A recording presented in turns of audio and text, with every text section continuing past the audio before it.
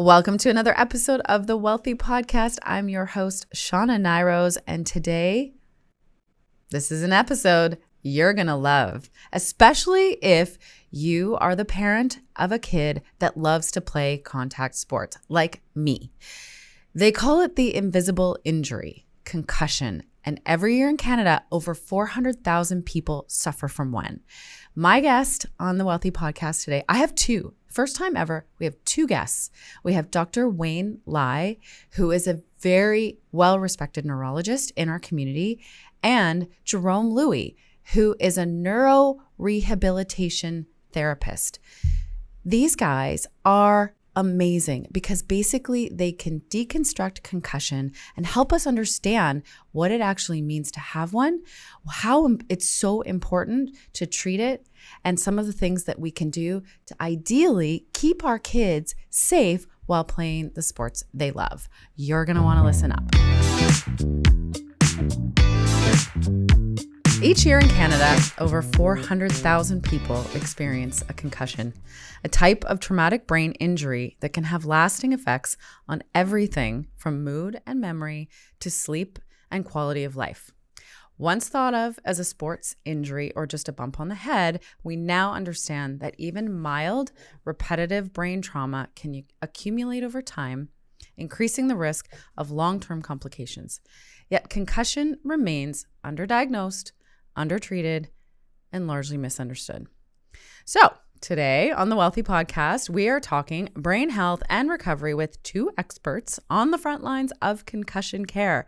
Dr. Gerome Louie is a neurologist, concussion specialist, and founder of Trank Sleep Care, and Gerome Louie, a highly respected clinician specializing in neurorehabilitation and concussion management.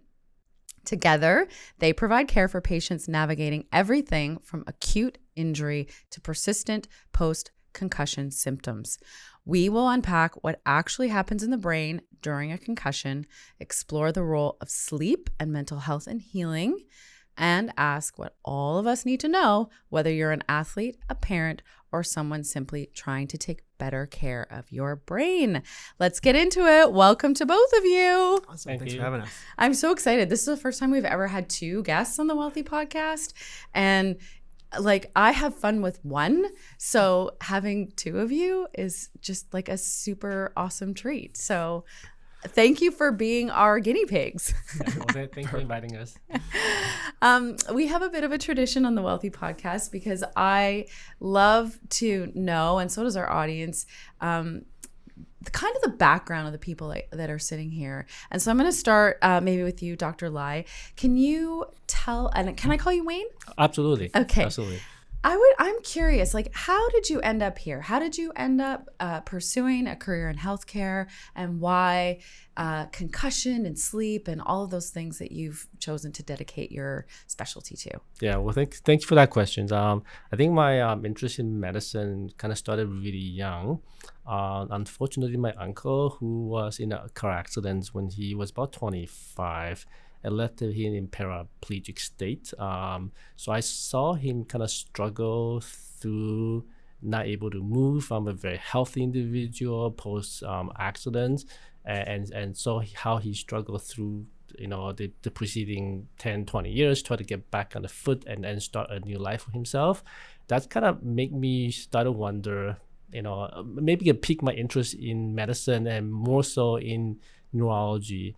And during my residency, I kind of stumbled an opportunity to study neurology, and I found it very fascinating in terms of neuroanatomy and how that affecting our movement, our thought in terms of the brain structure, that type of thing. So I kind of started in that regard, and then just kind of pursuing my medicine in neurology. And concussion is sort of a natural converging point with neurology, where there's a lot of people who had brain injury or brain trauma that require neurology care. And then in a meeting with Gerome, he's actually my son's physiotherapist. Oh, really? Yeah, that's how we met initially. Yeah, Awesome. so we kind of partnered up and talked about how we can manage patients with concussion better in Okanagan, and that's how the concussion clinic started. I'm super interested to talk to you about that model of care because obviously we have had an opportunity to speak with a number of your colleagues that work in neurology here at KGH, and I love the fact that you're sort of taking this out into community care more, because again, this is like making it not only more accessible to people that are struggling with a really, as we're going to get into, quite common injury, too common than we like, right? But also just making neurology in and of itself like more accessible, and it's a huge service. Which brings me over to you, Gerome. Tell me, how did you get into physiotherapy? You're specializing in patient care for people who have struggled or suffered with a concussion or brain injury. What inspired you to get into healthcare? Yeah, I would say my story is pretty common with most physiotherapists. Like, I grew up, I love sports, I played every type of sport. Not good enough to make it to pros, so I was like, okay, what's the next closest thing? So a couple injuries, worked with some physiotherapists, and thought this is a really cool industry. And I worked with a lot of athletes. Wayne's son is one of those athletes that kind of started it. And it was really incredible. But I found that athletes typically get better pretty easily or pretty straightforward on their own.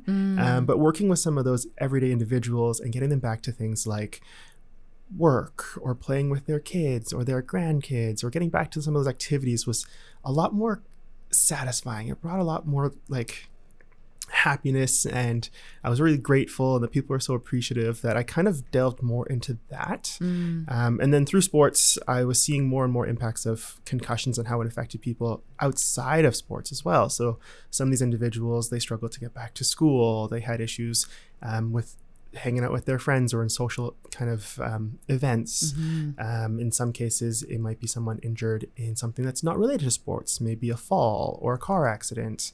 And now their lifestyle, their work was affected. So it was kind of an organic shift more towards working with concussion injuries. As I had more of an interest, I started seeing more people, and then it just kind of turned into something where I became more specialized into it. It's interesting. I know we're going to talk a lot probably about sports, because that obviously you're sort of putting yourself right in the hairline crosshairs for these kinds of injuries. But you mentioned that it's also people that are just sort of doing everyday life things. And so, full disclosure, my sister-in-law suffered a very traumatic brain injury.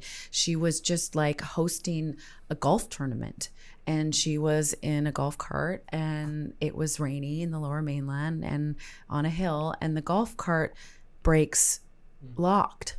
And so she ended up sliding, and the golf cart hit a tree, and she was ejected, and she suffered a basal skull fracture and a major concussion. And before that, I had just sort of like been like many people, like, oh, again, you guys know this, we were just chatting about it.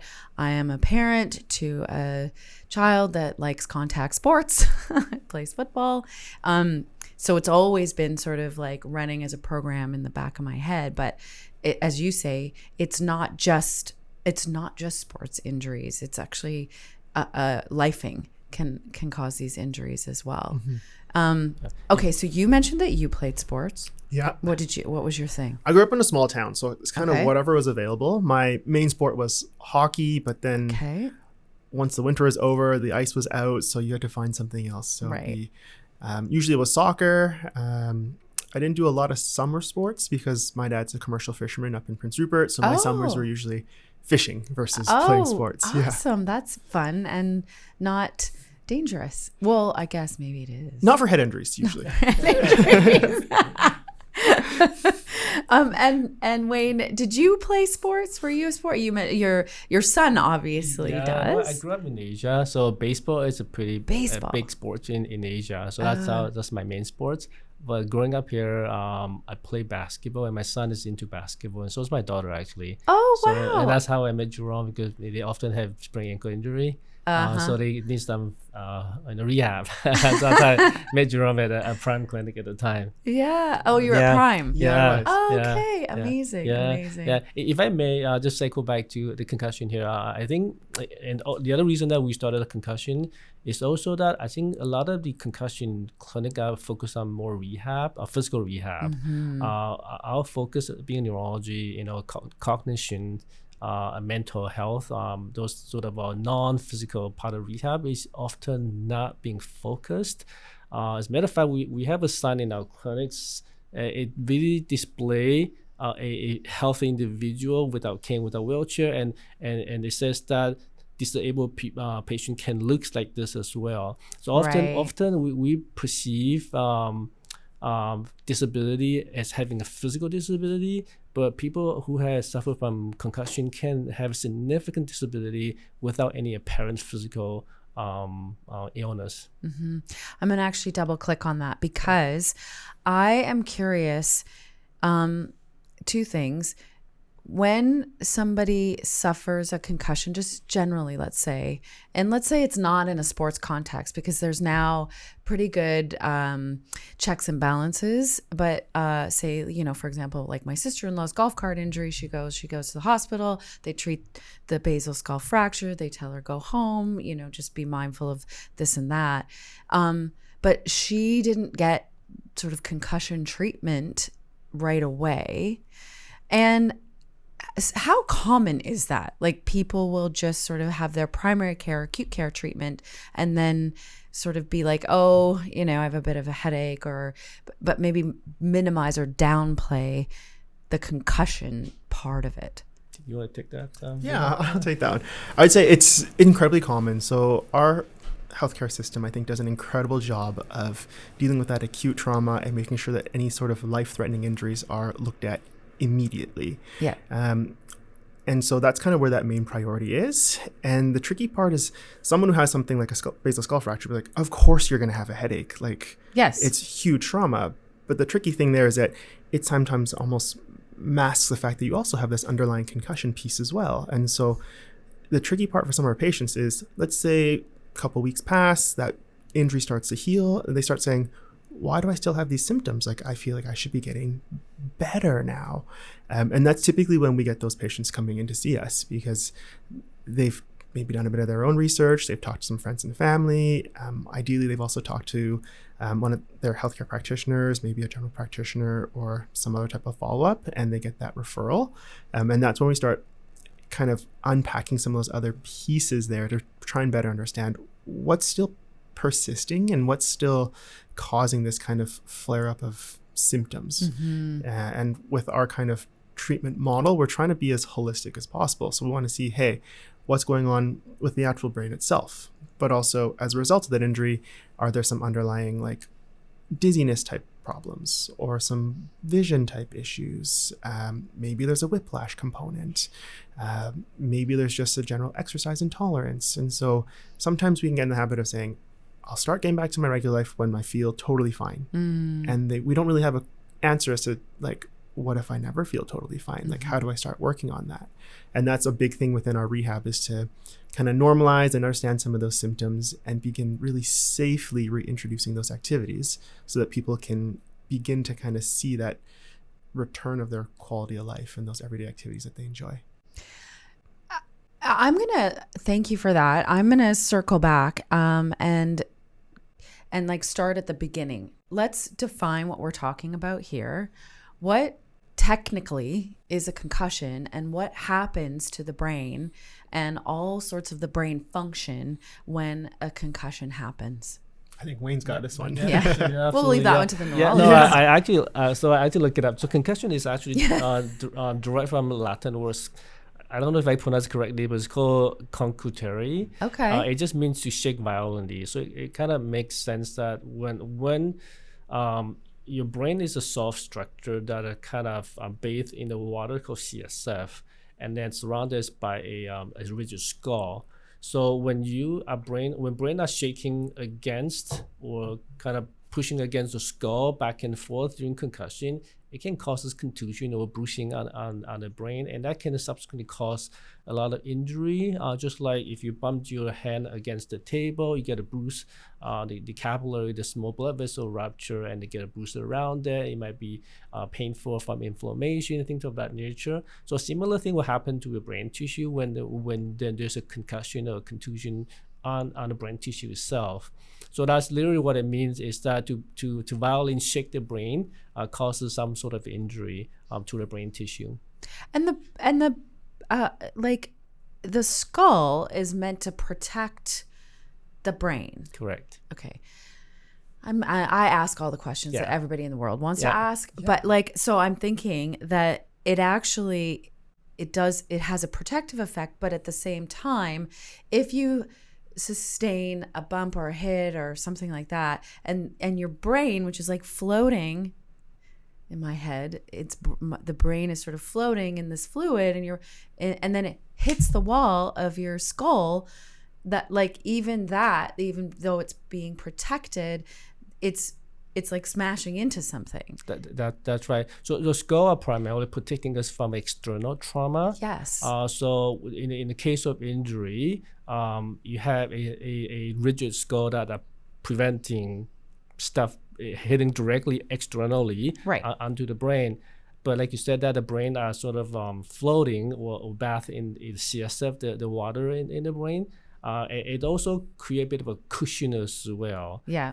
So you have that layer of a cushion water around the brain. Even you're shaking a little bit, and hopefully you're not hitting against the rigid skull while that happens. Right. So it does protect to some extent, but obviously if the shake is too much, you still get contusion, where a brain can be hitting on all different directions. If you are driving, you're accelerating, and all of a sudden you had an accident, you're decelerating very, very rapidly. Your brain is still accelerating, so it can hit against the go forward, and then counter contusion, going backward again. Right. Yes.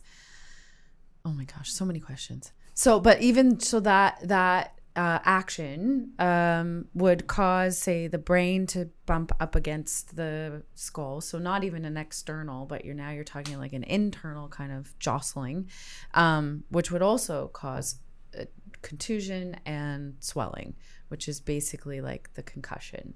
And then what is happening like neurologically?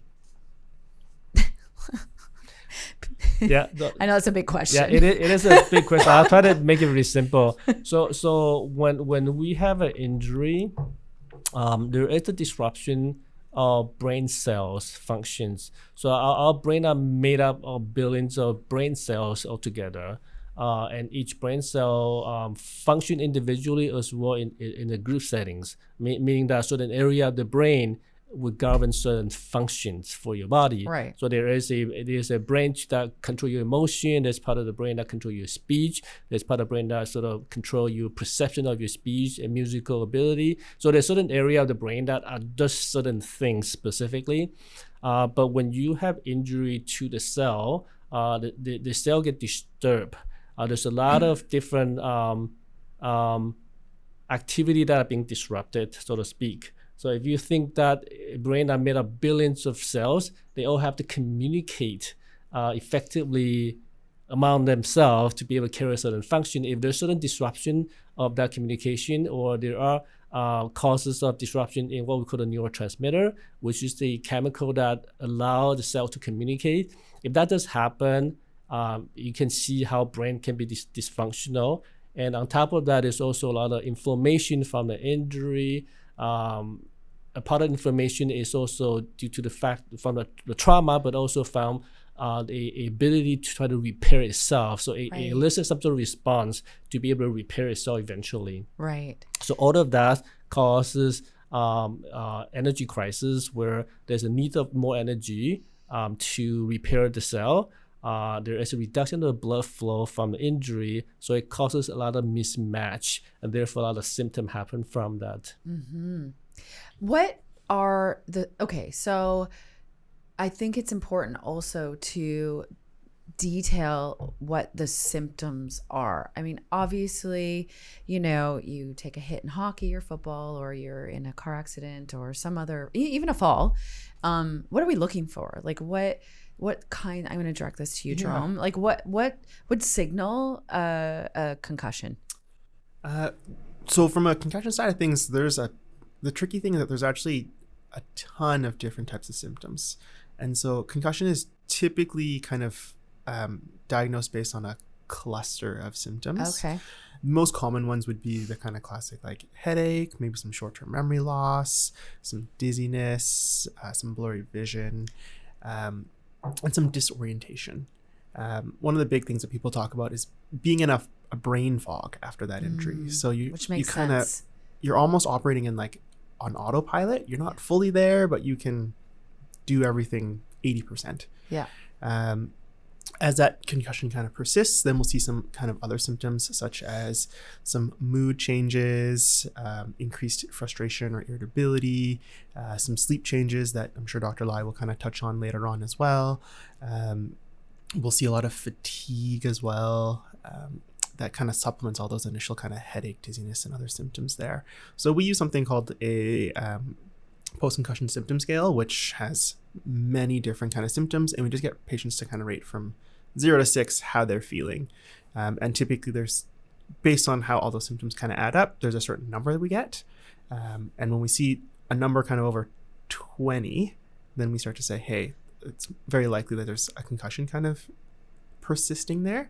Whereas the everyday person might have a little bit of fatigue, a little bit of headache. Right. Or like a variable from day to day. Totally. And so it's not fully fair to say, hey, it should be 20. It should be 0. So that kind of benchmark of 20 gives us a chance to say, hey, we accommodate everyday kind of symptoms, but then also once you have enough paired with some sort of head trauma or something that causes your brain to like shake within the skull. Yeah. And then we're saying, hey, there's very likely a concussion kind of persisting here. What's the length of time? Like, could somebody, if they didn't really sort of address the symptoms, or decided that, it wasn't that bad, or maybe just didn't know. But let's say somebody's listening to this and it's been a couple of years since they sustained a head injury and they're struggling with other things that they may not necessarily realize are connected to that traumatic brain injury. Are there I guess what I'm asking is, are there long-term implications of not treating a concussion or suspected concussion in the short term? Yeah, I would say from what we look at, if you're looking at kind of the signs of concussion, like with some of the initial bruising, inflammation, and kind of brain injury we see, the body's actually really good at healing itself. So it's probably going to resolve and heal within anywhere from a couple of weeks to a couple of months. Right. And so when we do something like, let's say, an MRI, the brain's going to look like the average brain in most cases. However, what we do see is that concussions are very functional injuries. So something about how your brain now works after your injury is fundamentally changed. And so when it's changed, it might be operating less efficiently. So now these people who maybe 2-3 years later after their concussion, they say, hey, I get tired a lot easier, or I used to be able to work on my computer for the whole workday, and now I can only do about 3 hours before I start to maybe lose my focus, get a headache, maybe start complaining of some visual strain or migraine type symptoms. And that's where we're seeing some of these patients that are coming in much later after this kind of initially undiagnosed or untreated concussion.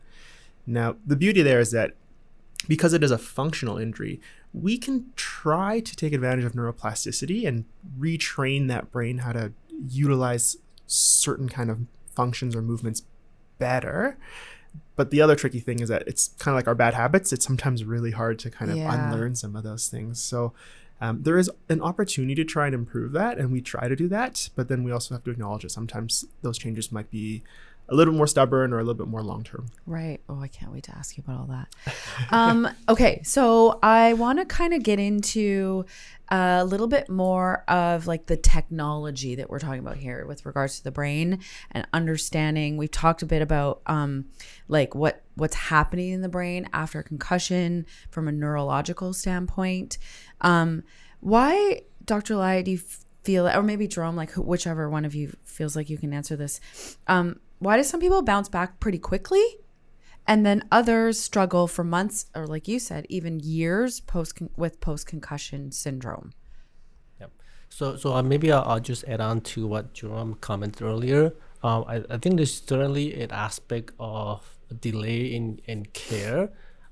Because a lot of the concussion patient is not like you physically sprain an ankle or you fracture your like wrist. You said, there's no sign. You're not in a wheelchair. Yeah, exactly. So people tend to procrastinate. They think that I had a mild concussion. Maybe I have a bit of headaches. Maybe I just wait it out. It will get better. So often we see a delay in seeking treatment, even to the primary care office. There are people who, I'm sure you have come across friends who had an accident and they walk out of the car saying they are fine. They don't want to go to the hospital because you end up waiting in the hospital hours and hours anyway. So they just choose to go home and rest, right? And then and just sometimes they come right back to the hospital and get the symptom worsen. Right. So it's cycle back to where people who have concussion, they don't get a physical obvious injury. They might feel that they're okay, but we do not. People who have had concussion, the sooner they get therapy, the better recovery they will get over time. And obviously, people who have repetitive injury, they tend to recover less complete, or their symptoms tend to linger longer. And that's why some of the return to work or return to sports protocol to prevent people from going back to play or work until the symptoms completely resolved. Yeah, it's interesting because again, like I mentioned, I have my son plays football. He's 20, and so we've sort of grown up over the last decade with the baseline testing and then the protocols and all of that. But I didn't know that once you sustain a concussion, then your chances of kind of like your vulnerability to sustaining a concussion after that is significantly increased. Is this true? Yeah, I think like any kind of injury, as you once injured one time, you sprain your ankle one time, there's more chance that you sprain this ankle the second time. So people who have suffered from concussion, because people who play sports, even they had a concussion, they would try to convince you they don't have a concussion. they wanted to be back on the court, on the hockey, on the ice, and try to play it again. So that's one of the challenges as well, because some of the symptoms, how we evaluate concussion can be very subjective. So we rely on how they're reporting their symptom to us. And so there is a tendency of not telling the complete picture of how they feel. Jason's chuckling over there. It's so true. Yeah. It's so true. Yeah. And it's not like you talked about like sprained ankles. Your kids play basketball or whatever. Like you can't really play. I mean, you can on a sprained ankle, but you're not that good. Like your coach is probably going to be like, eh. Yeah. But some of these other sports, if you have full mobility of your ankles and your arms and your shoulders and your this and that, like you technically can, and it's just self-reporting, right? And I think that I'm hopeful that over the last decade and all that we've learned, and we're going to talk about some of the complications with multiple concussions, but all that we're starting to learn generally in the population about how important it is to take the time off and treat this like a significant injury is so, so, so important. Yeah, no, absolutely. I think there's more awareness now on the field, and I think Gerome was involved with some of the contact sport quite extensively. So there are now professional or very trained staff to be able to assess athletes on the field. But even with that, it can be very limited because we don't have all the tools that we need on the field to do a proper assessment. But maybe Gerome can share some please. light. I'm sure there's tons of parents listening that are so curious. Like, what what's happening on the field or, you know, on the ice or whatever in those moments. Because we watch from the stands and we're like, and then all of a sudden they're back out there and you're like, okay, well, what just went down? Yeah, I would say the big thing that we typically see used in on the sidelines is something called the Sports Concussion Assessment Tool, or the SCAT. And it's, in an ideal world, it's something that every athlete kind of goes through with their team or their provider kind of beforehand. And we always use that as like a baseline and compare that to if we ever suspect a concussion injury that has occurred. Maybe it's a really big hit, or someone kind of goes down and just takes a little bit longer to kind of get up. Oh, I hate those moments. The first step is just a little bit wobbly, but then they kind of figure out, you're like, oh, they must have been fine. And back in the day, we'd be like, oh yeah, they just got their bell rung. And now it's changed a little bit more. And I think the other important piece there is just, there is so much more understanding of the impact of concussions that now we see it and we say, hey, that person should step out. Whereas back in the day, we were looking for reasons to pull them out versus just automatically being like, hey, go see the trainer, go see your physio, go see whatever, and just sit it out. And so that's really like erring awesome on the side of caution. Yeah, like just give it a minute. totally. Before you go back in. Minor sports, I'm seeing that a lot more now, which is fantastic. So you'll see the athlete who's pulled out on the weekend game and told to go follow up with their healthcare practitioner, and they're not allowed to come back to practice for whatever time. Or maybe they're sitting out a full week, and then we can be very thorough with our kind of return to play protocols so that we can ensure that the risk for a second concussion is minimized, because it's so important to try and reduce the next injury or the injury after that as well. So I love seeing that in sports, but I would say, unfortunately, we always seem to treat our children better than we treat ourselves. So we see people injured who are adults who are like trying to work and balance parenting and everything else. They don't get that chance to take that week off. They are doing everything they can. And so when I say like, hey, sometimes sports are easier to treat than the everyday person, it's, you can take a week off of sports, but it's hard to take a week off of life sometimes. Totally. And I will say this, again, just like having a lot of empathy for parents out there that might be listening whose kids are in sports. The season is short, right? Like I think we are all sort of accustomed to like, there's this many games and blah, blah, blah. And all our kids are sort of vying to be seen and to, you know, all these things. So sitting out is like painful for all involved. And like you said, Gerome, there is a pretty strict protocol now where they're out for at least a week, if not more, after these injuries. And that's important, right? And I think I just wanted to sort of like say to all those parents and kids out there, like, we see you, we get it, it's hard, and it's so vital. Totally. And I usually have that conversation with those athletes too. Say, hey, like, I was in your shoes. I remember those next games being the most important games of your life. Of course. And like, my goal is actually to try and get you to playing as quickly as you can, but as safely as you can. So oftentimes there's a big piece where it's kind of like getting on the same page and having them understand that we're on that person's team.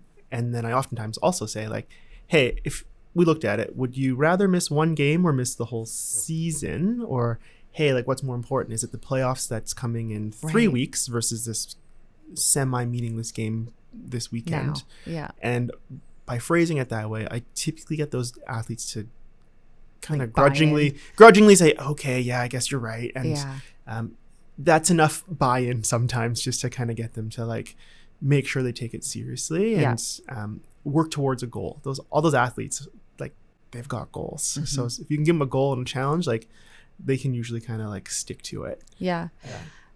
Just to add that, on the buy-in piece, it's really hard sometimes to convince the kids that they have injured, and try not to go back to court or on the field. Getting objective evidence is always a good way of convincing the kids as well. Like, if you have them close their eye and they sway quite a bit, they know that they are not quite well. Putting on the treadmill after running 2 or 3 minutes and they're having a lot of headaches, they know that they are not well. So getting those objective evidence sometimes do convince the kid. They kind of help them to understand that they're just not 100% themselves. So in our clinic, we also encourage people or kids to have a baseline testing. Yes. So that once they had an injury, we know where the baseline was. So we can kind of target a baseline as our target of recovery. Because some of the assessments, some of the ability, it can be very subtle. And some of those subtle ability may get missed if you just based on subjective complaint. Yeah, and I'm glad that you mentioned the baseline testing, because interestingly, we're talking about football and hockey, but my daughter does cheer, and like the kind where they like throw you up in the air and stuff like that. What's it called? Art and sport cheer? All-star. Arden was an all-star cheerleader too. And I was so pleased that they did baseline testing for all-star cheer, because like I would always say, like, there's like just as many head injuries sustained in that sport as there is the football. It was so crazy. But really, really important.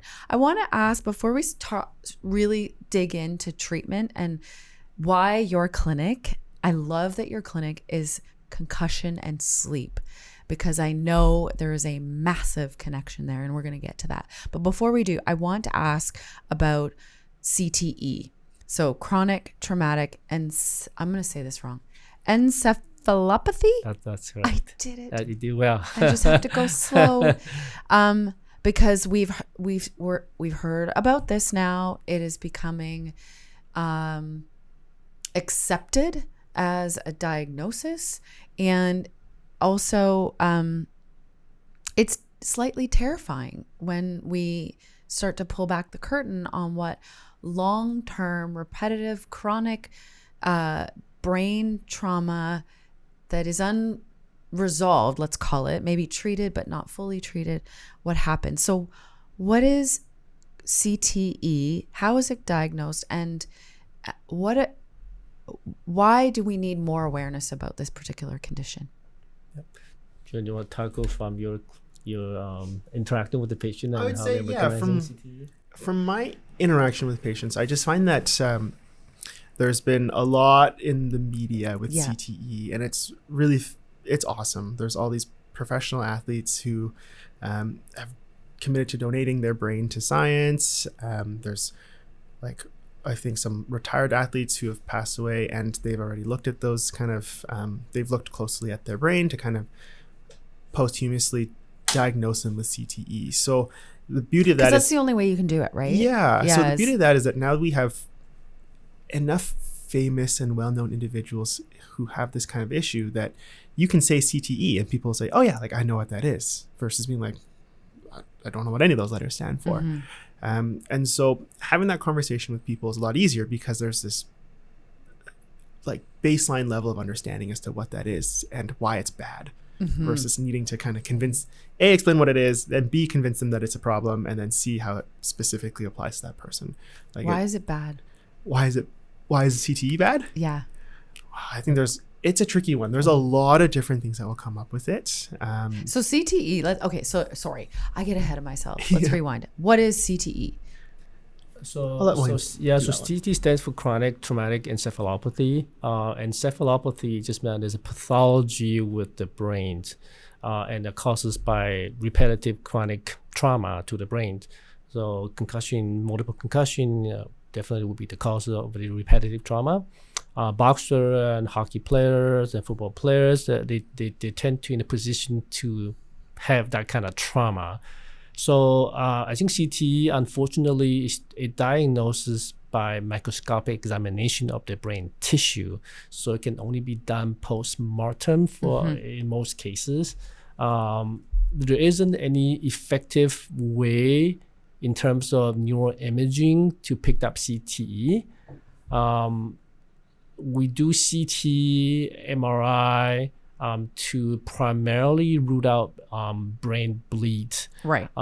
Post trauma, from accident, from fall, from car collisions, you can see microscopic bleed or petit hemorrhage, we call it, where you can see a massive bleed that causes a lot of inflammation, swelling of the brains.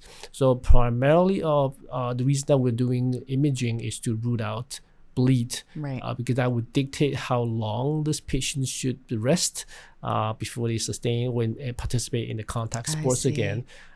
Some people may have a significant bleed that require more neurointensive care, staying in the ICU, more other medication being administered to those patients. So the imaging is primarily for that reason. So not to like see that long term, you can't see CTE on like an MRI. Yeah, sometimes if you sustain brain hard enough in terms of injury, you do get equivalent to what's called scarring tissue, like see a white matter changes on the brain. And so you do see some residual effect from a significant brain trauma. And obviously, if you have repetitive injury that resulting in a visible scarring tissue on the CT or MRI, and that can definitely lead to a chronic traumatic encephalopathy. But in most cases, those are microscopic changes. We don't really see a significant changes until we do a biopsy or do a microscopic examination of the brain tissue. And so for the most part, CTE is only really suspected, right? Like you couldn't necessarily, I mean, maybe you diagnose it, but there are implications. You know, we've heard the famous ones, like people do things that are not like good, like naughty things, or their mood changes significantly, or they just become, like people say, they're just a different person, right? And those are some of the indicators that there is a long-term and very significant serious brain injury there. I think history and the behavior changes are the kind of big kind of indicators for you to suspect that. But then, like as Wayne said, most of the time you can't fully confirm that until you take a look at the brain under like a microscope and you see some of those lesions that are apparent with CTE. And like we've been talking about like big C concussion, right? You know, like you sustain a big hit, you're in a car accident, you fall down, you bonk your head, whatever. But I also want to just quickly touch on there's emerging conversation research that is demonstrating that it's almost like the little c. I'm making these things up, like, but it's like the small, like if you have an athlete that is in a sport where they may just be getting hit. I like it. My son's a running back. Like he's on the bottom of the pile, right? Or, you know, linebackers or DBs where they're just, you know, like they're tackling and maybe they're not doing the big bonk, but there is like a constant, this is why we have video. You can see me jostling my head around these micro injuries. What are we starting to learn about those? Yeah, no, I think definitely when someone has sustained a big brain injury, they learn probably more from that big injury. Like if there's a big bleed, people pay more attention to that kind of injury. With a little tiny micro injury, people tend to ignore the symptom, and over time those symptoms, those effects do linger and they accumulate over time and can become a big problems. But often than not, when they accumulate to a certain point, it may be a bit too late to reverse some of the damages already sustained. So I think education awareness is definitely important, and prevention for sure is also very important as well. We do definitely want to prevent those little tiny small C kind of injury. And I believe that some of the sports are taking action against that. I think that there are some helmet sensor that's been implemented. There's a bike block for football player also has some sort of a sensor that they try to detect how big of an impact the athlete actually sustained, and wanted to objectively measure those impact and be able to say that once you pass a certain threshold, you should rest for so long. Try to take some of the subjectivity and converting with objective data and be able to convey that more objectively to the audience, to the athlete, and see how we can prevent injury long term. Okay, so I'd like to transition now. We've talked a lot about what it is, what it looks like, the symptoms, the impact. You have a sleep and concussion clinic here in Kelowna. Tell me a little bit about what a modern evidence-informed concussion treatment plan looks like, and how has that changed in the last decade? So, can you rephrase that question again? Sure. When somebody comes into the clinic and they've sustained either a big C concussion or are experiencing long-term symptoms of concussion, what are we doing? I would say typically those patients, they might get kind of initially seen on the kind of physiotherapy side of things because there's a functional limitation, versus waiting for a neurology consult, because sometimes that can take quite a long time. Exactly, yeah. So in the physiotherapy side of things, we're doing an initial kind of assessment. We're looking really deeply into kind of the history, how many head injuries they've had, kind of the severity of their symptoms. We're also looking at some of their lifestyle kind of factors. So what does your sleep look like? What is your diet, your regular activity? And then also asking some of those questions, even though it's not necessarily like our scope to treat mental health, we'll inquire about it. So ask them about what their social supports look like, how they're managing any history of anxiety, depression, learning disabilities, just trying to get an idea of that big picture. Right. And then once we get a bit of that idea, we can start to streamline what those assessment pieces look like. So we'll start screening and trying to figure out what are the biggest kind of factors that are kind of affecting this person and their kind of regular function. So we typically break it down into what we call phenotypes or profiles. So there might be a visual component, a vestibular component, which is the inner ear that helps with your balance. Yeah. There might be a cervical or a neck piece. So that's kind of most commonly looked at from like a whiplash component. We'll also look at the cognitive piece. So what does your memory look like, or your problem solving, or kind of that higher level executive function, as well as the mental health, or like kind of the mood. And then the one that sometimes gets missed that we focus a lot on is something called the autonomic nervous system. So that's the one that helps kind of regulate your body. So your temperature. So if you're too hot, do you start sweating? If you're working really hard, does your heart rate increase? Does your respiratory rate increase? If you're in bright situations, do your eyes kind of constrict or dilate? And how do those things move? It's not that we necessarily consciously think about those things, but our body's always working to maintain that homeostasis, or that kind of equilibrium. And post-injury, with the nerves being injured and affected, that regulation actually starts to get affected as well. So by treating that, we can sometimes have it begin to make impacts into their ability to function with returning to work or sports or certain types of activities. So once we can kind of look at all those various different phenotypes and say, is this a problem or is it not a problem? We can start making some of those appropriate referrals. So from a physiotherapy side of things, am I looking to refer them to our mental health team? Am I looking to refer them back to their family physician? Or am I going to try and refer them to someone to specialize more into the vision?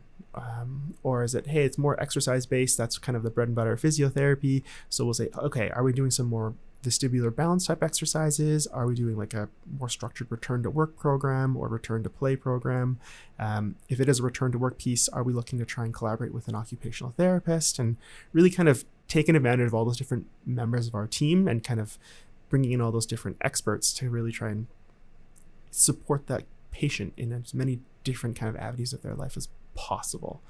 And then the big piece there as well is that sometimes people say, hey, I can't do these things because of pain. I have headache pain or other types of pain. And that's where we're working really closely with typically the family physician, or like in some cases neurology, or the rest of that kind of medical team, to say, okay, how do we get them to a level where they are stable enough to actually participate in the rehab, in the work? Because if your pain is 10 out of 10, like, it's hard to get out of bed sometimes. Totally. So trying to get them to go for a walk or do some balance exercises is a pretty big ask. Yeah. It's definitely a team approach. I think one like especially alone won't be able to address the need of the concussion patients. The concussion manifests so many different aspects of the symptoms, from cognitive, from mental, emotions, physical. It does take a team really to address the entire constellation of post-concussion symptoms well. And that's why at the clinic I work as a neurologist. I work with physiotherapy, OT, vision therapy, because there are aspects of the care that I just won't be able to provide as a trained neurologist. A lot of our at least in the acute setting, is to make sure there is no significant brain trauma that require more urgent neurosurgical interventions. There are cases where we do have to prescribe medications to help easing some of the symptoms while they are doing rehab. Mm-hmm. But at the end of the day, patients do need a proper rehab to be able to recover at least close to their baseline, and that can involve physical as well as cognitive rehab. Mm-hmm.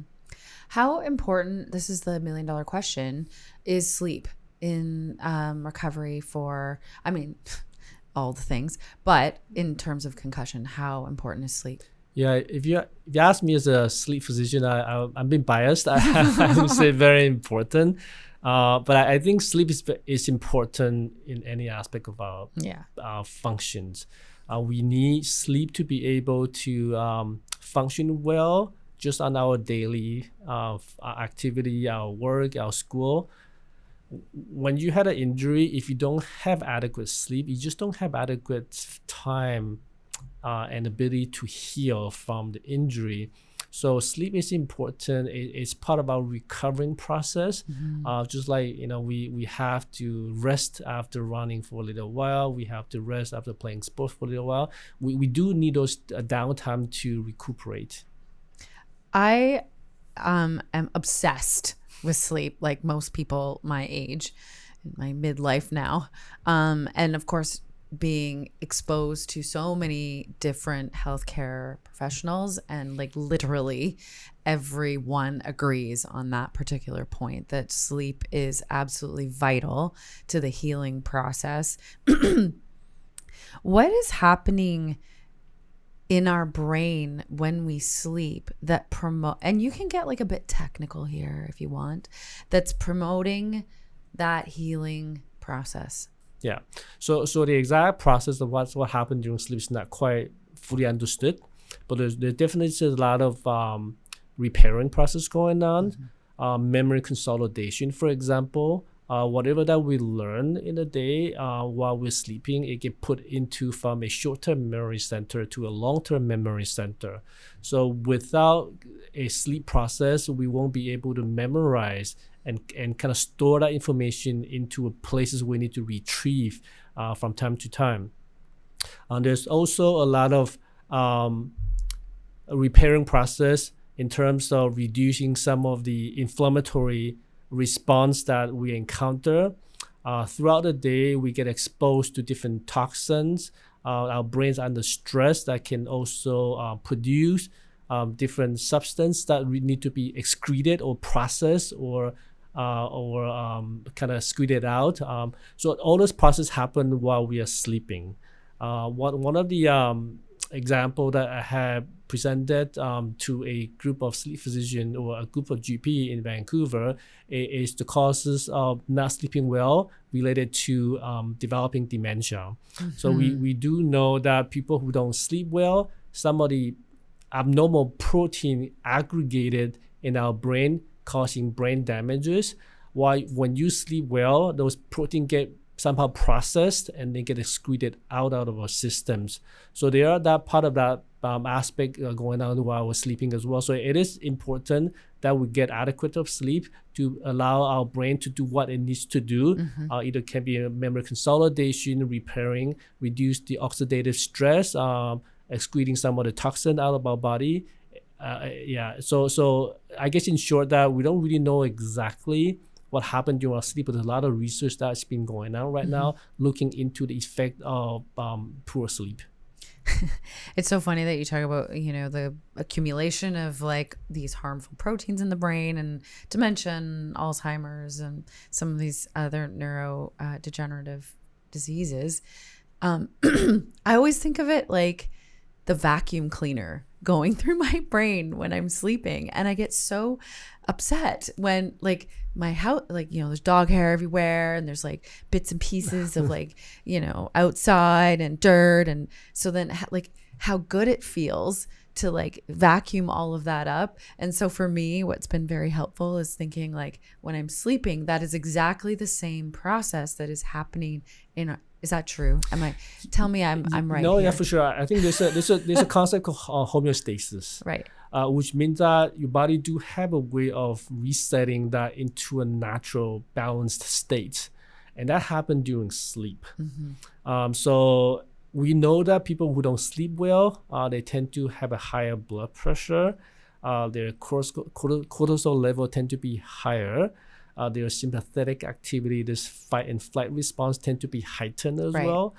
So it is we do need to maintain that homeostasis because that's the state where body is most rested and mostly in a harmonious state. Right. So any too much of too little is not good, and the body has the ability to achieve that perfect balance. And that won't happen while we are stress from doing work or stress attending school. That happen while we are resting, sleeping at nighttime. We're having you back next week, I think, to talk more in depth about sleep because it's such an important topic, and it has been one of the most popular topics that we've talked about on this podcast. And I want to kind of like I want to underscore how important sleep is, but then Gerome, you're also talking more about there are other forms of rehabilitation that are really important. You guys talked about neuroplasticity.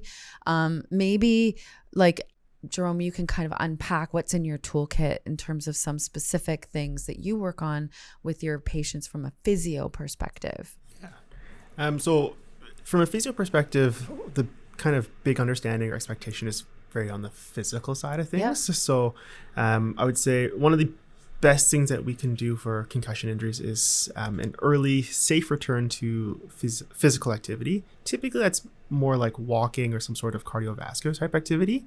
But as we get a little bit more advanced, we can start to play with more kind of intervals, get into high intensity. We start working on some multitasking. So we tie in a little bit of that kind of cognitive function, maybe some memory into that as well, as we kind of blend those two kind of avenues together. So the goal isn't like, back in the day, it'd be like, just like go to bed and like do nothing. That is not what we're doing anymore. No, we might give them like benefit of the doubt and say, hey, take 1 or 2 days. Yep. But after that, we want to try and really get them into something. And it really doesn't matter kind of where you start as long as you start and then kind of work your way up.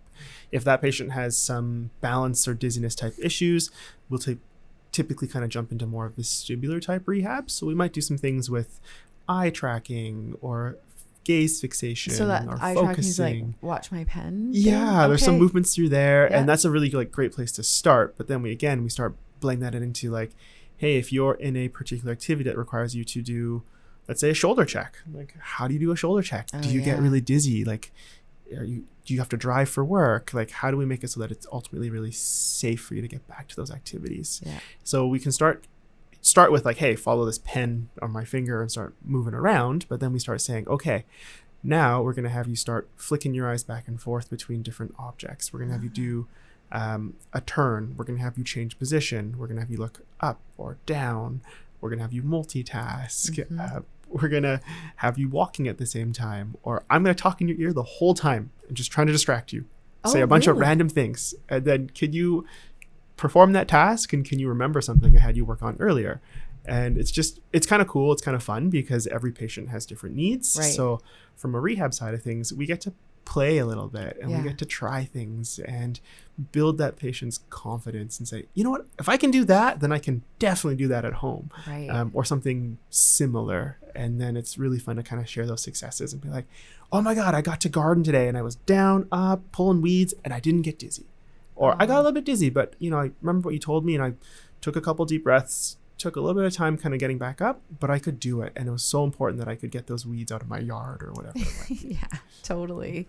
And we minimize the, especially with something like this where you might not really realize the impact that it has on your quality of life. Like if you love gardening or you love going and walking the dog or whatever, and you can't do those things, that can really impact your quality of life. Totally.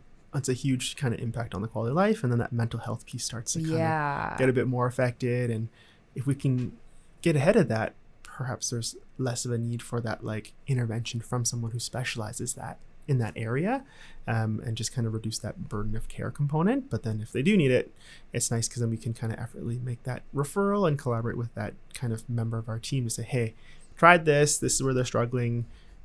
Can you see if there's more to unpack, and how can we kind of work with that patient to kind of begin working in that kind of direction toward returning to some of those activities in a really safe capacity. Mm-hmm. And we're talking about the importance of sleep. It is also important to recognize that sleep can be affected by pretty much everything else, right? So if someone's had an injury, have a neck pain, if the pain are not being addressed by physiotherapy, somebody can do IMS, things of that nature, they're just not gonna sleep well. That's right. So if they're not sleeping well, then all the rest of it kind of goes out the window. Exactly. People who may have headaches, if that's not being addressed well, they don't sleep well. Some people post-injury, they might have ringing in the ear, tinnitus, if that's not being addressed. The worst. Yeah. So we know that sleep is important, but they are affected by other physical as well as emotional states. It goes both ways too, because then if you don't sleep well, then you don't have the energy to do those things, and it can be a pretty difficult cycle to break out of sometimes. Is that the first thing? Like, is that kind of like the first thing that you would treat then? Is like if a patient comes in and they're, sleep deprived, like I can't sleep, I haven't been sleeping in weeks or whatever. Is that kind of like ground zero? Yeah, so that's where the team approach is most effective, because you can tackle all that not all at one time, but somewhat in a collaborative manner. Mm-hmm. Imagine that if you have someone who has a neck pain, they have to go to physiotherapy in Rutland, and they have to come to see us at a sleep clinic in Kelowna, and they have to start see someone else's from elsewhere. Just that, running around can be quite exhausting. Mm-hmm. And also because when the practitioners are not in the same area, some of the miscommunication may be missed. So when you see a specialist, they might only focus on one thing and not kind of focusing on other things. And when you see someone else, it may be focusing on one other thing. So the treatment can be discontinued, even though everyone is trying their best to provide the best care they can. It's just not in a very cohesive and collaborative manner. In the clinic here, we do have the luxury of being able to go talk to someone. Like, for example, Gerome and I talk all the time about different cases, and we do have case studies and rounds on patients, especially on difficult patients, that we can talk about it from different aspects of the care, from the counseling perspective, from physio, from the GP, from neurology, things of that nature. Well, and even like I was thinking kind of as you were talking about the mental health impacts, there's kind of like perhaps, tell me if I'm wrong, but like there's two ways that this could affect your mental health. And one is the loss of quality of life.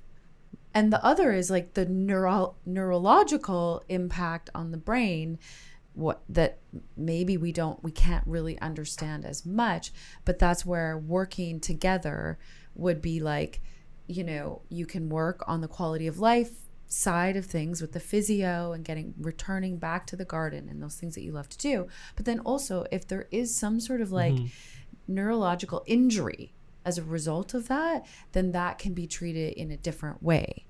Whether that, I don't know what those measures are, but I just imagine that, sometimes we talk about mental health and it's all sort of like behavioral therapy, which is good, but then sometimes there's other reasons for some of those changes in mood, right?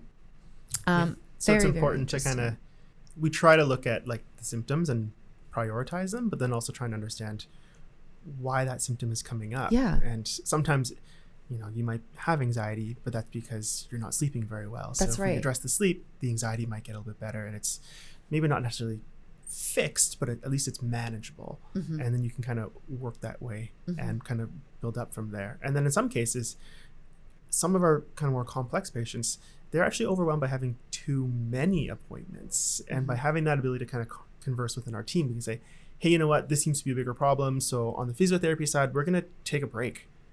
And then we'll kind of reevaluate it once we get the clearance from you saying that that patient is feeling better or able to take on a new kind of goal or project. And that is sometimes underrated in terms of how important that is. Yeah, totally. And we all want to like help these patients. We all want to contribute. But sometimes unless you converse with other practitioners, you don't exactly have the whole picture. And so we just kind of keep pushing and pushing and pushing when the best thing we could have done is maybe take Pull a step back. back a little bit. Yeah, interesting. I think of I love what you're saying there, just about sort of titrating treatment and kind of like the ebb and flow of it, because I've known people in my life who have been struggling with some mental health things and also like physical rehabilitation, and it can be completely overwhelming. Like all you think about all day long is, how do I feel? How am I sleeping? What am I doing? Can I walk today? Am I dizzy? Am I not dizzy? Like that's a lot, and it can become kind of like its own inertia, right? And just compound the problem. So I love that you're saying that there is that awareness that sometimes we just need to like pull back a little bit and give people some space to breathe and integrate and not make this the focus of their life all the time, right? Oh my gosh, we're totally running out of time. This went so fast. I know Jason's like, okay, you did good. I want to switch gears a little bit, and then maybe we'll have you both back one day to talk more about concussion based on the questions that we get and what we didn't get to. But I'm going to start with you, Wayne. You sort of come from the classical, Western medical. Well, actually, I'm assuming that. Did you do your medical training? Yeah. Okay. Perspective, right? But I'm curious, like, as you've practiced through the years, you have a very distinguished career, very well respected. How has your definition of health and what constitutes health care changed over the years? Yeah, so you're right. So my training is more Western medicines, but grew up in Asia. I was well exposed to Oriental medicine. I also took acupuncture courses as an MD when I was in the US as well. And a lot of my classmates are also Western trained physicians. Really? I think there's pros with any type of approach. If we're able to recognize the pros, the benefits of each approach, and recognize the limitation of each of the approach, we are able to combine all those approaches in a very scientific fashions. So Western medicine is really good in dealing with traumas. Like if you need any kind of surgical intervention, that's great. That's something else cannot, so other medicine cannot really provide. Right. And we need that. Like people get in car accidents and have a disease. Exactly. But as far as the managing chronic conditions are concerned, that's probably where Western medicine can somewhat integrate with other approach. And obviously there need to be a lot more research to make sure that whatever that we're adapting is based on the scientific literature, not just kind of, this is what I do, this is how I learn it, rather than more of a personal bias kind of approach. It has to be scientific.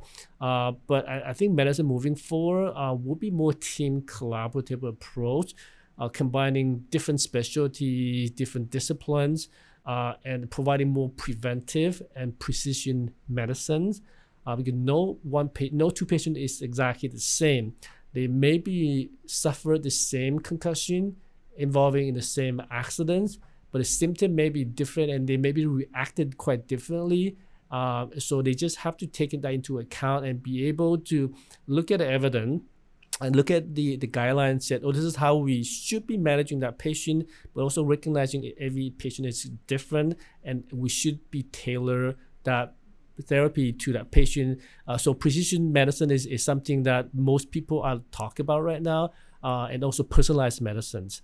So hopefully we're able to take what is good from Western medicine and what is good from other approach, other allied health, be able to put it into a team and be able to provide preventive, precision, and personalized medicines. I love that so much. And certainly, like, there's a lot of talk about AI and technology and all these things and all the scary parts of that. But there are certain things that and definitely, certainly what you're talking about, of being able to understand population data, right, and the research, but then also to be able to come up with a precision, personalized treatment plan for the person that is sitting right in front of you. That is what, if I'm hearing you correctly, that's the future of medicine. And being able to also target an individual's needs before it becomes acute. Right? I love that. Okay, I'm going to ask you the same question because I sense that you might have a bit of a different perspective on it.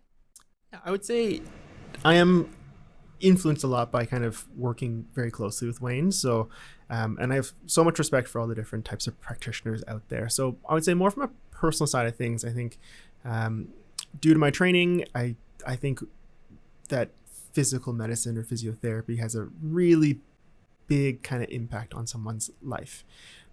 But working with some of these more chronic kind of patients, I'm getting a better understanding and respect for all the other factors that contribute as well. So I used to kind of gloss over some of the history piece. Just tell me how you got hurt and we'll kind of get right to work. And that's not really the case anymore because we're starting to kind of respect and appreciate, or were you in a stressful work scenario? What's going on at home? What's your sleep? What's your diet? What's your exercise? And that gives us a better idea as to how healthy that person was holistically before the actual injury happened. And really, the healthier you are before the injury, the higher the likelihood of you having a successful recovery. And if you're not healthy to start with, well, sometimes before you can actually start the healing piece, you actually need to start on becoming healthy first. Right. So is that regular exercise? Is that maybe something a little bit more holistic with some mindfulness to work on meditation, deep breathing, your mental health? Is it looking a little bit more at your diet? Is there things there that are maybe quite a bit more inflammatory? So now when you try and do those exercises, it always just causes you pain. But if you make some of those changes, can your body tolerate that a little bit better? And it's really tricky because a lot of those things are outside of the scope of a physiotherapist. But by understanding that and maybe getting a basic understanding of that, we can make that difference enough so that these patients can really dive into that physical rehab piece versus kind of being stuck and not really getting any better. And then the beautiful thing there is that given the way that our clinic has collaborated with a bunch of different practitioners, if there is a bigger issue that is understandably outside of our scope, we can say, hey, here is this referral. So you can now talk to someone who specializes in that. And then we can start working together so that you can become healthy and you can actually return to some of that kind of activity that you were involved in before that injury. Yeah. Injury and disease are often the catalyst for people really making those significant life changes and commitments to themselves to leading a more healthy life overall. And as you both so eloquently laid out, it's so interrelated. You can't really silo off, the neurology piece because there's so many other things that are playing into that. Okay, so last question. I'll start with you, Wayne. Okay, so we think that we're super clever here on the Wealthy Podcast because, as you both have just underscored, health is wealth, and that there are many, many aspects of that make up our health, right? It's not just one thing. It's physical, mental, emotional, community, all these things. What areas of your life do you feel that you are wealthy? I think having the right people around me, having all the expertise, people who I can consult with, people who I interact with, people I learn from. I think those are probably my biggest wealth. And that also including families and friends and colleagues as well. But just having that right team, that people there to support you. Like we have a very collaborative environment here in Kelowna. Our hospital is great, the staff is great. Just having that relationship with people around you and knowing that you're being supported, knowing that you are there to make the difference to the community is probably my biggest wealth. I love that. Yeah. And as you say, like, it's so important. You know, we have like this whole thing now where you can get the answer to any question you want on the internet, right? But that isn't like just having knowledge. We used to say knowledge is power. No, it's like you said, like the relationships and being able to kind of like lean into the expertise and, you know, just the lived experience of other people. That's what creates that wealth. Love that. Okay, over to you for the last word, Gerome. All right. I would say in order to provide healthcare, you first have to be kind of healthy yourself. And I think a big part of that for me personally is just kind of the support of my partner. She kind of helps at home, runs everything. She's like the greatest mom to our 4-year-old. So it makes a big difference. Like even something as simple as if our son has a tough night, she'll usually kind of like take care of him and I get a little bit more sleep, which is, as we kind of mentioned, really important so that I can be in a good place to kind of help support the patients that come see us. And the professional side of things, I would kind of echo Wayne in that this kind of injury, this population is very complex and it can be really overwhelming to kind of treat it on your own. You kind of feel like you're on an island and have no support. But kind of just through working in our community and kind of getting to know a lot of the other practitioners in there, it's fantastic to be able to kind of get a hold of some of them and just say, hey, I'm having trouble with this. Like, what are your thoughts? And that support piece allows us to kind of feel better equipped to kind of treat these patients, kind of avoid that imposter syndrome and really kind of get to the heart of these problems and really try and make a big impact in these patients' kind of lives. I love that. Yeah. Okay, I know I said the last question, but one last question, because I am not alone in feeling like this. And we touched on it actually before we began recording. So I'm going to give you guys kind of like the last word. If you have a child who just wants to play hockey or football or all sport cheer or one of these sports that basketball, I mean, it happens in a lot of them. How do we navigate this as parents, knowing now what we do know about head injuries and long-term impacts and all of these things, but then also you have this kid that is just passionate about this thing. What's your advice? Because you're both fathers and you're clinicians. So I'm going to leave the hard answers to you. I guess You can go first. I'll tackle that question first. It's definitely challenging being a clinician. And to my son, I'm not a clinician, right? To my daughter, I'm just a father. And like any teenagers, they don't really listen to their parent well. I think what I have personally done in the past is to collaborate with the coaches, with the school, and be able to provide that piece of education and knowledge through different avenues to my child. For example, I have kind of proposed, I know that teenagers, they don't tend to sleep well. They go to bed late, they wake up early, and being an athlete and getting a good sleep, it not only increase your performance, but also reduce the risk of injury. Mm-hmm. So at one time we have thought about perhaps have coach kind of implementing some sort of sleep schedule. The kids have to report to the coach and be able to at least have some sort of sleep regimen implemented within school team. So that's something that can be done. and school can also provide educations to the team, to the parents.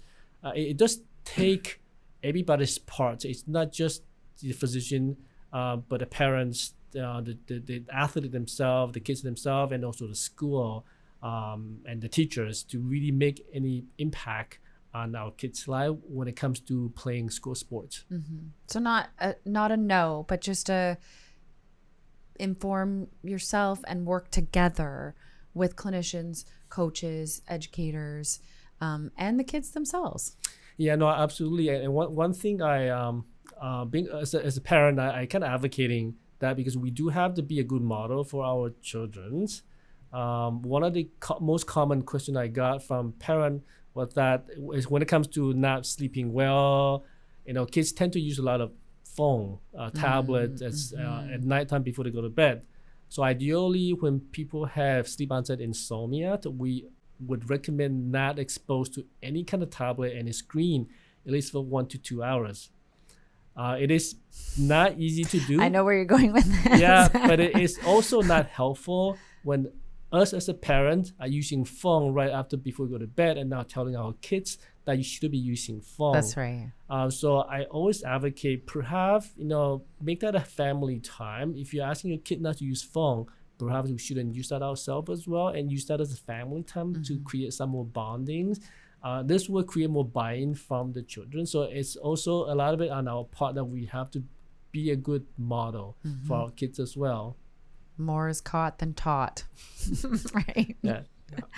Okay, Gerome, do you have anything to add to that? I'd say like Wayne kind of nailed it, and I think I picked up a couple parenting lessons right there. But I think the big piece there is just like, no matter what you do, there's a risk for you to slip, fall, hit your head. So if you live your life in fear of head injury, you're probably never going to leave your home. Bubble wrapped. Yeah. And I think there's just so many positives in things in sports like football. You learn about team, you learn about adversity. It's really great for physical, mental, like social development. And so to miss out on that over a fear of injury is really hard, especially when that particular individual loves it. If you didn't care for football, don't play it. Don't do it. Yeah. But if you love football, then let's try and find ways to kind of be smart about it. So if that looks at like what are the kind of protocols in place to try and reduce head injury. So there's things like equipment changes or rule changes or things of that nature. Then you want to try and make sure that your association, your program, your team is really kind of on top of all of that. How are they kind of working with the local supports or community resources, such as their doctors, their coaches, or whatever else is available to them? And I use football just because everyone thinks of football and head injury, but that could happen in, as you mentioned, like all sport cheer, hockey, basketball, skiing, anything. So really just looking at like what that passion is, and then just taking those steps to kind of ensure that the risk is as minimized as possible. It's always going to be there, but the pros outweigh the cons in some of those situations. And then if there is an injury, then really just to prioritize it and actually take those steps to ensure that you're properly treating it, so that when you do go back, the risk for long-term injury or re-injury is as little as possible. Like we even see things where like if you have a concussion, your risk for a sprained ankle is actually a little bit higher because of balance issues or whatever it might be. So there's a lot of benefits to getting that treatment so that you avoid an injury somewhere else. Like it sucks to say, hey, I had a concussion and then I broke my ankle because I had terrible balance or whatever it might be. So those are kind of those things that I look at from a kind of like a holistic approach, and also kind of a physiotherapy side of things as well. I just think that is really sound advice, and thank you both so much. If somebody is struggling or a loved one is struggling, coaches, educators, people in the community that want to learn more, where can they find you guys? Did I say it right? Is it Trank or Trank Q? Trank would be the sleep side of things. Okay. And then the specific kind of clinic of ours would be CCK Clinic. CCK Clinic. So 3 easy letters to kind of think of. And then, I would say the first place they'll reach out would be the website. And I do get people who have inquiries, and then that gets passed to the right people, and we kind of dive more into it. And really our whole goal when we kind of started the clinic was just to address a kind of gap in the community. So Yeah, we it's amazing. love when people reach out, and we are always saying, how can we make this work? Like, let's figure it out. Amazing. Well, that's it. Thank you Awesome. so much Thank to you so both much. of you. We Thank you. successfully navigated a 2-person podcast interview. You guys are fantastic. Yeah. I think it's great because you talked a lot about teamwork, and you guys seem to work really, really well together. I love that you have very aligned approaches to care, but that you have your own sort of individual areas of expertise. And it really is modeling that kind of healthcare that hopefully we can, port onto other areas of care, a really much more integrated, holistic approach. Thank you for just an amazingly helpful, useful, engaging conversation. So thank you for Thanks for having us.